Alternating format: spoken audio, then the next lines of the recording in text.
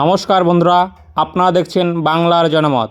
বন্ধুরা, আপনাদের অনুরোধে কিন্তু আজকে আমরা কলকাতা জেলার 11টি বিধানসভার জনমত সমীক্ষা নিয়ে আপনাদের সামনে উপস্থিত হয়েছি। কলকাতা জেলায় আগামী 2026 সালে বিধানসভা নির্বাচনে বিধানসভা ভোটের কী ফলাফল হতে পারে সম্ভাব্য, তা কিন্তু আমি আপনাদের সামনে সম্পূর্ণ তথ্য সহ তুলে ধরব। বন্ধুরা, 2016 এবং 2021 নির্বাচনে কিন্তু তৃণমূল কংগ্রেস সবকটি বিধানসভা আসনেই জয়ী হয়েছিল কলকাতা বিধানসভার মোট 11টি বিধানসভা আসনে। যদি আমরা দেখি লোকসভা নির্বাচনের হিসাবের নিরিখে তৃণমূল কংগ্রেস কিন্তু মোট 9টি আসনে লিড পেয়েছিল এবং বিজেপি কিন্তু কলকাতা লোকসভার ভোটের নিরিখে 2টি আসনে লিড পেয়েছিল। তারপর যদি আমরা দেখি শুরুতেই চৌরঙ্গী বিধানসভা আসন, এই চৌরঙ্গী বিধানসভা আসনে কিন্তু 2021 বিধানসভায় প্রাক্তন চিত্রতারকা নয়না বন্দ্যোপাধ্যায় টিএমসিপির প্রতীকে 45,000 ভোটে জয়লাভ করেছিলেন। যদি আমরা এই কলকাতা বিধানসভায় যদি লোকসভা ভোটের নিরিখে দেখি, তাহলে 24 লোকসভা ভোটে কিন্তু সেই ব্যবধান কমে দাঁড়িয়েছে মাত্র 15,000। 2021 নিরিখে কিন্তু 15,000 ভোটে এসে দাঁড়িয়েছে। 26 বিধানসভায় কিন্তু তৃণমূলের জয়ের ব্যবধান কমলেও এই আসনে কিন্তু অ্যাডভান্টেজ অবস্থায় রয়েছে তৃণমূল, অর্থাৎ এই আসনে কিন্তু আমাদের জনমত সমীক্ষা অনুযায়ী তৃণমূল কংগ্রেস জয়ী হতে পারে। তারপর যদি আমরা দেখি মানিকতলা বিধানসভা, এই মানিকতলা বিধানসভায় কিন্তু 2021 সালে এবং 2024 সালে লোকসভা ভোটের নিরিখে তৃণমূল কংগ্রেস কিন্তু মাত্র 3,000 ভোটে এগিয়েছিল, কিন্তু পরবর্তী সময় উপনির্বাচনে টিএমসি 62,000 ভোটের ব্যবধানে জয়ী হয়েছে।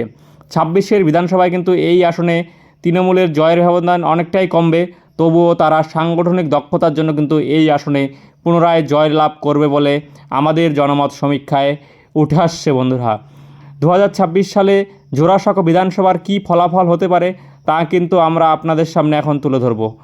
জোড়াসাঁকো বিধানসভা কিন্তু যদি আমরা দেখি, গত বিধানসভায় হাড্ডাহাড্ডি লড়াইয়ে বিজেপি তৃণমূলের কাছে পরাজিত হয়েছিল, কিন্তু লোকসভার হিসাবে বিজেপি এই আসনে এগিয়ে রয়েছে।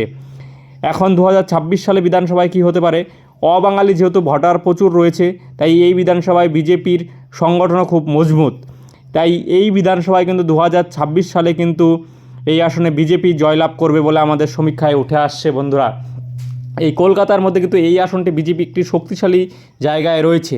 তারপর যদি আমরা দেখি এন্টালি বিধানসভা, এই এন্টালি বিধানসভায় কিন্তু 2021 এবং 2024 সালের নির্বাচনের নিরিখে কিন্তু তৃণমূল কংগ্রেস কিন্তু 58,000 এবং সেই ব্যবধান লোকসভায় কিন্তু 29,000 গিয়ে দাঁড়িয়েছে, অর্থাৎ লোকসভা ভোটের নিরিখে কিন্তু ব্যবধান 2024 কমেছে। যদি 26 সালে দেখি, তাহলে কিন্তু এই আসনে কিন্তু তৃণমূল কংগ্রেস অর্থাৎ এন্টালি বিধানসভায় কিন্তু এগিয়ে, তারাই কিন্তু সম্ভাব্য এই বিধানসভায় জয়ী হবে। শ্যামপুকুর বিধানসভা, এই শ্যামপুকুর বিধানসভা কিন্তু যদি আমরা দেখি 2021 এবং 2024 সালে লোকসভা ভোটের নিরিখে কিন্তু এই বিধানসভায় কিন্তু তৃণমূল কংগ্রেস জয়ী হয়ে এসেছে। 21,000 ভোটে কিন্তু গত বিধানসভায় জয়ী হয়েছে এবং লোকসভায় কিন্তু পিছিয়ে পড়েছে তৃণমূল কংগ্রেস। বিশাল সংখ্যক হিন্দু ভোটারের উপস্থিতি এই বিধানসভা আসনে। অপারেশন সিন্দুর পরবর্তী সময়ে কিন্তু বিজেপির পালে অনেকটাই হাওয়া লেগেছে বলে মনে করা হয়, তাই এই আসন কিন্তু 2026 সালে বিজেপির জয় নিশ্চিত বলে ধরে নেওয়া হচ্ছে।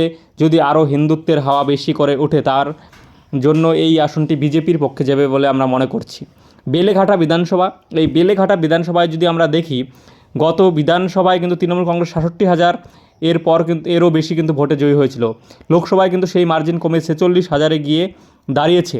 এখন যদি আমরা দেখি 2026 সালে বিধানসভায় কিন্তু এই কেন্দ্রে তৃণমূল কংগ্রেস দুর্দান্ত সংগঠনের জন্য 2026 সালে বিজেপি লড়াই দিলেও কিন্তু হার মানবে বিজেপি এবং জয়ী হবে তৃণমূল কংগ্রেস। তারপর যদি আমরা দেখি কাশীপুর বেলগাছিয়া বিধানসভা, এই কাশীপুর বেলগাছিয়া বিধানসভায় কিন্তু তৃণমূল কংগ্রেস গত বছরের যে বিধানসভা নির্বাচন লোকসভা নির্বাচন সেক্ষেত্রে কিন্তু 26,000 ভোটে জয়ী হয়েছিল, পরবর্তীতে 8,000 ভোটে কিন্তু লোকসভায় লিড নিয়েছে।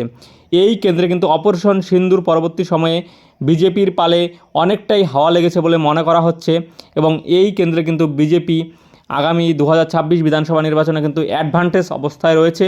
আমাদের জনমত সমীক্ষা অনুযায়ী কিন্তু বিজেপি এই কেন্দ্রে জয়ী হতে পারে বলে আমরা মনে করছি।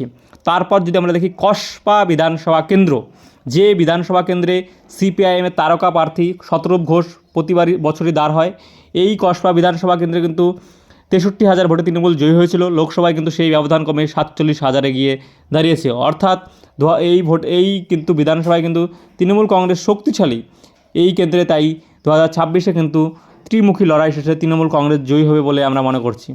ভবানীপুর বিধানসভা কেন্দ্র, এই রাজ্যের মুখ্যমন্ত্রীর নিজের সিট, এইখান থেকে কিন্তু তৃণমূল কংগ্রেস প্রার্থী মমতা বন্দ্যোপাধ্যায় জয়ী হয়ে আসছে। এবারও উপনির্বাচনে জয়ী হয়েছে 58,000 ভোটের ব্যবধানে। লোকসভায় সেই ব্যবধান কমে দাঁড়ায় মাত্র 8,000। মুখ্যমন্ত্রীর নিজের সিট, এই সিটে কিন্তু যদি মমতা ব্যানার্জি প্রার্থী হয় তবে এই কেন্দ্রে কিন্তু তৃণমূলের জয় এক প্রকার নিশ্চিত। যদি মমতা ব্যানার্জির জয় নিশ্চিত থাকা সত্ত্বেও যদি তিনি না দাঁড় হয় এই কেন্দ্রে, তাহলে কিন্তু এই কেন্দ্রে একটি হাড্ডাহাড্ডি লড়াই হবে বলে আমাদের জনমত সমীক্ষা বলছে। তারপর যদি আমরা দেখি রাসবিহারী বিধানসভা কেন্দ্র, এই রাসবিহারী বিধানসভা কেন্দ্রে কিন্তু 2021 সালে ভোটের নিরিখে কিন্তু 21,000 ভোটে জেতা আসনে গত লোকসভায় কিন্তু 1700 ভোটে তৃণমূল মাত্র লিড নিয়েছে। ভাবুন, সেই ক্ষেত্রে দাঁড়িয়ে কিন্তু আমরা দেখছি 2026 সালে কিন্তু এই কেন্দ্রে বিজেপি কিন্তু একটি ভালো জায়গায় রয়েছে। 2026 সালে কিন্তু বিজেপির পক্ষে এই আসনটি যাওয়ার সম্ভাবনা রয়েছে। তারপর যদি আমরা দেখি পরবর্তী বিধানসভা আসন, এই আসনে কিন্তু প্রথমবারের জন্য পদ্ম ফুল ফুটতে চলেছে বলে আমরা মনে করছি। তাই এই আগামী 2026 বিধানসভা নির্বাচনে বালিগঞ্জ বিধানসভায় কী হতে পারে আমরা দেখব। এখন বালিগঞ্জ বিধানসভা আসনে কিন্তু যদি আমরা দেখি সুব্রত মুখার্জির অকাল প্রয়াণে কিন্তু বাবুল সুপ্রিয় তৃণমূলের প্রতীকে 21,000 ভোটে জয়লাভ করেছিলেন। এখন দেখার বিষয় বাবুল সুপ্রিয় আগামী 2026 বিধানসভা নির্বাচনে জয়ী হতে পারে কিনা। লোকসভা ভোটের নিরিখে কিন্তু এই কেন্দ্রে তৃণমূল কংগ্রেস 46,000 ভোটের ব্যবধানে এগিয়ে আছে, কিন্তু 2021-এর পরবর্তী উপনির্বাচনে কিন্তু একটি হাড্ডাহাড্ডি লড়াই হয়। এই বালিগঞ্জ উপনির্বাচনে কিন্তু 2026 সালে তৃণমূল কংগ্রেসই অ্যাডভান্টেজ রয়েছে, জয়ী হওয়ার সম্ভাবনা অনেকটাই আমাদের কিন্তু সমীক্ষা অনুযায়ী। যদি আমরা দেখি কলকাতা বন্দর বিধানসভা, শেষ বিধানসভা,